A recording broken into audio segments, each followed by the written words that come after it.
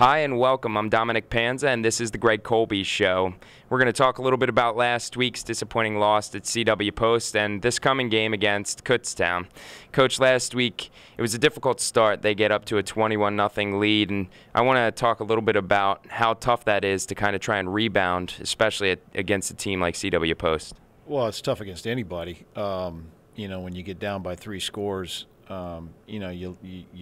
you don't let down, but it makes it tougher to believe you can come back and do what you need to do to win the game, especially when we haven't been playing as well as we need to the last couple of weeks. So, we've lost a little bit of that confidence that we had early in the year that no matter what happened, we'd be able to come back, and we did do that early in the season. And we came back in this game just not fast enough and not enough.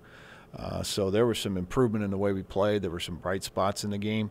But yeah, you get down against especially a good team like Post, and you're going to struggle to come back.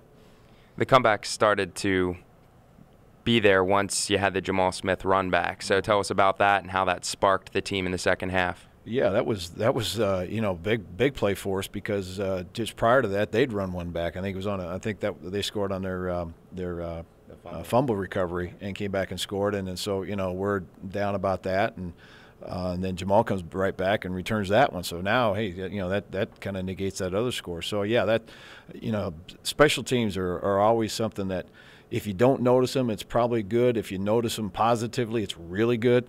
That obviously was a really good thing to happen for us, and we'd like to have that happen more often. And our special teams have been playing better the last couple of weeks. So that's a big bright spot for us right now. Well, I can tell you the people in the press box thought the game was over at halftime. Once you cut it to 2 scores, though, they got a little bit quiet. Tell us about the feeling on the sideline. Yeah, I mean, again, our guys haven't lost that confidence totally, and they came back out. We practiced better last week, and I thought we got better as a team, all 3 phases, and I think we played better at times during the game. And in that second half, our offense started clicking a little bit, started moving the ball like we needed to move it. They were mixing in a little bit of run with the passing game, and Bill had a little bit more time to throw, so he's a little bit more comfortable and was able to find his receivers a little bit better. So we were able to actually move the ball pretty good on a couple of drives. And defensively, we made some adjustments at halftime that helped us slow them down a little bit. And, we were able to get off the field and get our offense back on the field a few more times in the second half. So all in all, the second half was a better performance for us, at least, during parts of it. Unfortunately, turnovers became the big key in this one, and it was CW Post winning that one. Tell us about turnovers and the factor they played. Well, they're big. Early in the year, if you look at the turnover ratio, we were way ahead. We had 6 or 7 or 8 turnovers in the first 3 games versus 1 that we gave up. And obviously that has a big factor on how the game goes. This game was just the opposite. I think we had 3 or 4 turnovers. We had 3 interceptions and a fumble, but we only got 1 fumble back. Which was a big one because the fumble we got back turned into a score for us. So they're huge. They might be the #1 factor that affects the outcome of a game, especially if there's a big spread in them. You're watching the Greg Colby Show, Domenic Panza and Greg Colby at MillersvilleAthletics.com on our YouTube channel. We're going to go ahead and switch gears and talk about this week's coming game against Kutztown. Kutztown currently ranked 23rd overall. Tell us a little bit about what makes them so successful this year. Well, I tell you, they've got a lot of good talent. They've got some kids that are playing really, really well. The quarterback, for one, he's a second-year player, and he's making all sorts of plays for him. Big, tall quarterback, got a strong arm, and he's calm under pressure. And they've got a couple running backs who they had last year as well, and they're getting a lot of production out of those 2 guys, the 2 little scat back guys.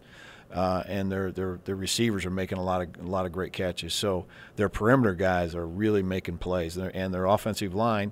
You look at them and you think, well, they're okay. They're not going to dominate you, but they do what they need to do. So they've had a lot of things go the right way. They're playing well right now. They're getting a lot of production out of what they have, and they're playing with the kind of confidence that you get when you start winning games. And I think that's one of the reasons why they are where they are right now with a 6-0 record. Do you think fearless is a good word to describe their quarterback, and how does that help him? Probably a pretty good word. I wouldn't have thought of that, but yeah, he stands in there. People blitz him, right and left, and he stands in there, gets the ball off, and gets hit, and gets right back up again. He looks like he's a tough kid, physical kid. He's an excellent passer and a good enough runner to keep you honest in the run game. And I think he's He makes some mistakes. He's had some turnovers and some interceptions this year, and hopefully he'll have some more this weekend, and we'll take advantage of it. But I think, his performance might be the key to the game. They've got some other tools, but it starts with him. So, hopefully we can keep him off balance and not let him get the production he's had.